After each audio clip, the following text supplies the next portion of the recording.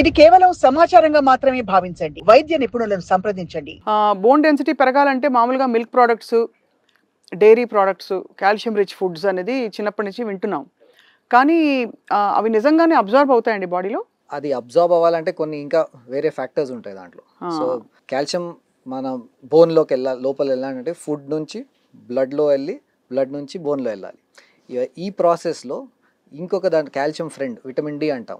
Vitamin D కూడా so అది ఇప్పుడు జస్ట్ ఇమాజిన్, ఇప్పుడు మీరు స్టూడియోలో ఉన్నారు, ఫుల్ మార్నింగ్ టు ఈవినింగ్ ఉన్నారు, సో మీకు సన్లైట్ ఎక్స్పోజర్ ఆల్మోస్ట్ జీరో ఉంది.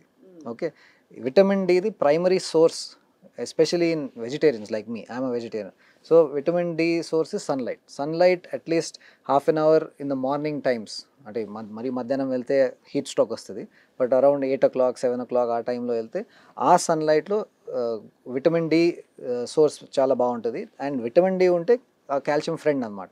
So it will take the calcium and put it into bone. So that is the concept. But I've seen a dichotomy where vitamin D నాకు deficiency ఉంది, but calcium ఎక్కువ ఉంది, 10 కంటే ఎక్కువ ఉంది.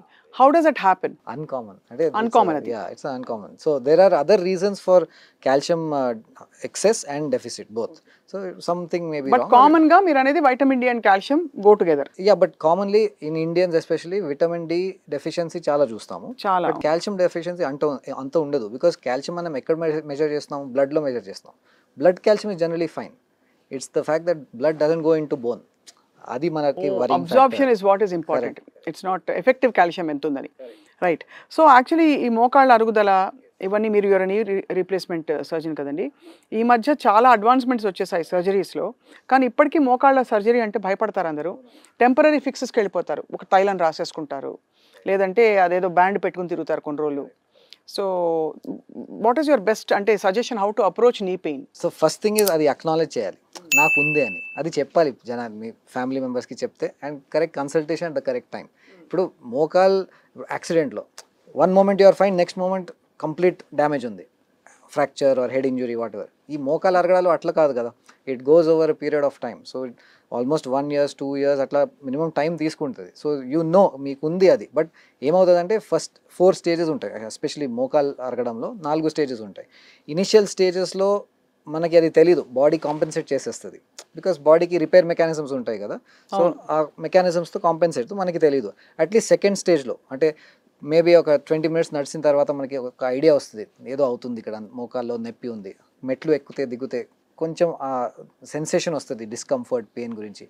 ఆ టైంలో ఎర్లీ స్టేజ్లో మీరు ఆ ట్రీట్మెంట్ తీసుకోవాలి, ఎందుకంటే that is the stage where you can slow down the process.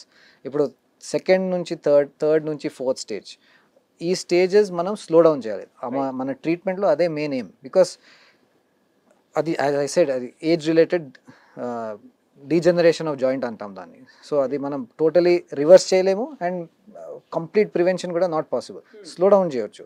So early treatment అంటే ఎక్సర్సైజెస్ కొన్ని మేము నేర్పిస్తాము, మెడిసిన్స్ కొన్ని, సప్లిమెంట్స్ ఇస్తాము, దీంట్లో పెయిన్ కిల్లర్స్ కాదు, బట్ జాయింట్ సప్లిమెంట్స్ ఇస్తాము. అండ్ కొన్ని ప్రికాషన్స్ ఉంటాయి ఎర్లీ స్టేజ్లోనే. ఇప్పుడు కింద కూర్చోవడం, మెట్లు ఎక్కడం దిగడం, ఇవన్నీ అవాయిడ్ చేస్తే డెఫినెట్లీ ఆ డీజనరేషన్ స్టేజింగ్ అంటే సెకండ్ prolong అవుతుంది. Thank you very much for your valuable time. నమస్తే అండి. Thank you.